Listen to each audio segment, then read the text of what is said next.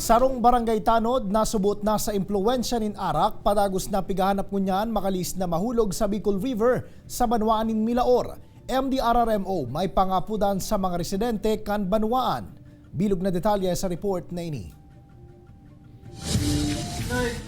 Sana naman po, sa tabang mo po, maputayan mo naman. Sa paagi kan pagpangadji, pigpunan kan MDRRMO Milaor ang retrieval operation sa lawas kan 63 anyos na barangay Tanod na aksidenteng nahulog sa Bicol River na sakop kan barangay San Vicente. Sigun sa impormasyon, hali sa sarong okasyon asina sa impluwensya subot nin Arak ang biktima kan mangyari ang insidente.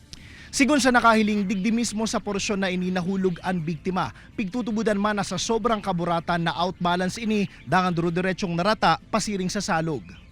Tapos sigig may ang pig-upod ko siya, sabi ko, nahulog nga ako si Didoy. Tapos sige man ang kuraw niya, mamayo man mga tao, man mga lalaki.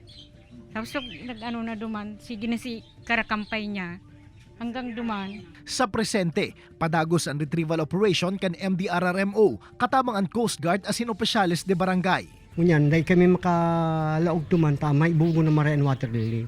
Talagang maibog. Ang duda mi baga nakaipa sa water lily. Kaya may mailing maray. Siyempre makulog manggiraray sa buota. Ako nalalagasan pa lang aki, pantulong bulan ngunyan. O ngunyan, iyan na naman tugang ko. Kaya makulog sa buot. Day naman bago sa nasambitan ng lugar ang siring na pangyayari. Alagad ini ang primerong beses na may nahulog sa nasambitan ng porsyon kan salog ngunya na taon. Kun kaya para sa MDRRMO.